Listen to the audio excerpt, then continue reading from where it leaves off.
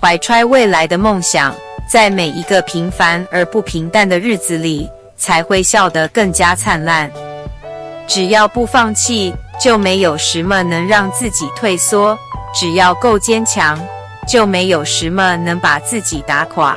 痛苦是磨砺意志的磨刀石，它能把你的意志之剑磨得更加锋利。